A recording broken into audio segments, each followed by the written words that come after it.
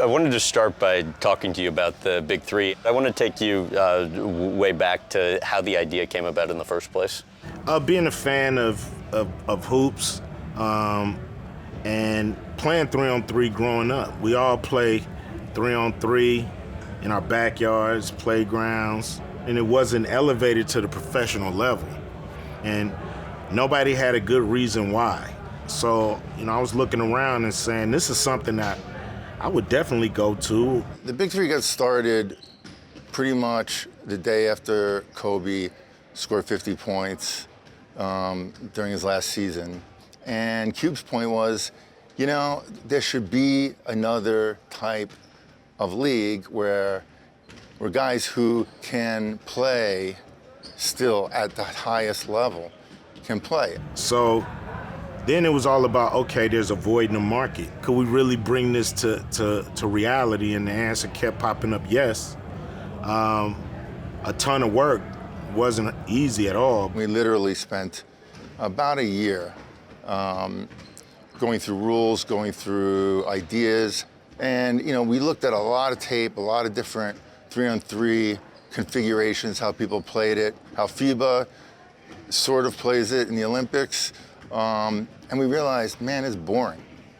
We couldn't figure out why it was boring. And when we got into the rules, we figured it out. There's been almost an unexpected time investment, a lot of opportunity cost on your end. Elaborate a little bit on that, if you don't mind. When you think of the idea, you think, okay, as soon as we go in there, we're gonna sign the big TV contract. We're gonna sign the big merch contract. We're gonna get all these sponsors.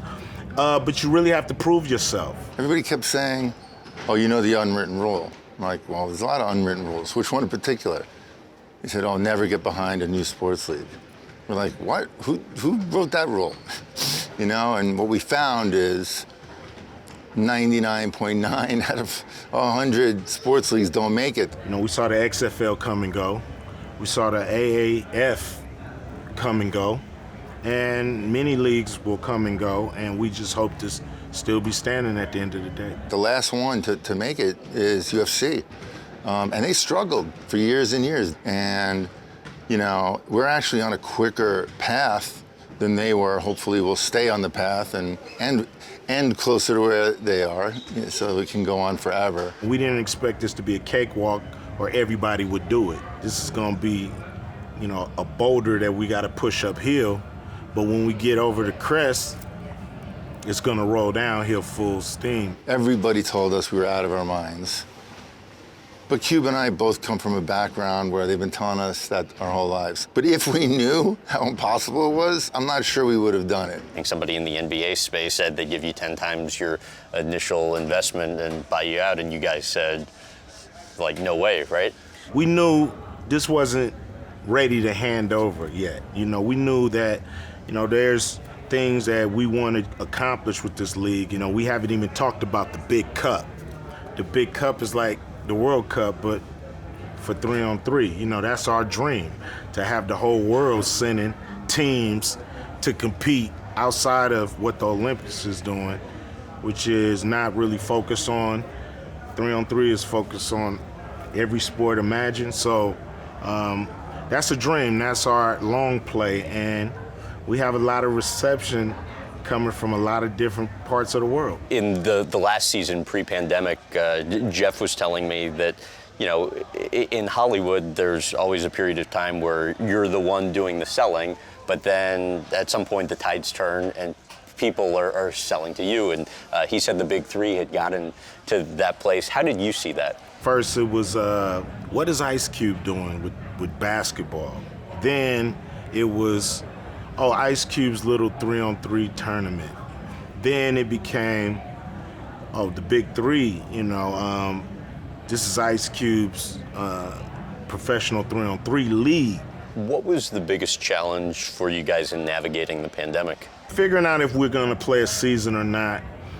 We even thought of a Big Brother collaboration. You put our players in a bubble, and they got to play Big Three games to advance, So we were thinking of a lot of different ways to keep the ball rolling. And the most responsible thing to do was to not play. And then it was all about survival. You know, figuring out what we needed to do to kind of go down to the bare minimum and still continue to exist, to try to make sure that we were letting the sponsors know that we're coming back strong. One of the things that stands out about the league is it does feel like a family, and you know, whether it's the mental health policy, the use of CBD, how we empower them. And look, it hurts like a family too. Sometimes we have a tribute today to Andre Emmett, who after our third season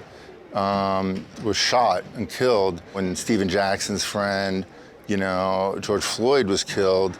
You know, that it was the side that we were all shocked about and horrified about what we saw. So some good times and bad times brings people together as a family. Long-term goals with it would be what? Expanding. We have 12 teams, you know. I believe we need, you know, 16 teams. It's a 10-week season. I think that needs to expand to maybe 16, 20 weeks. So those are things that we're looking to do. Hopefully we'll be getting some female players soon. There's a couple WNBA stars that were close. But who's on your wish list? From the WNBA? Or like all-time wish list? On my wish list, maybe Carmelo Anthony, because I think that he is such a world-class player, and you get a raw deal when you go to New York.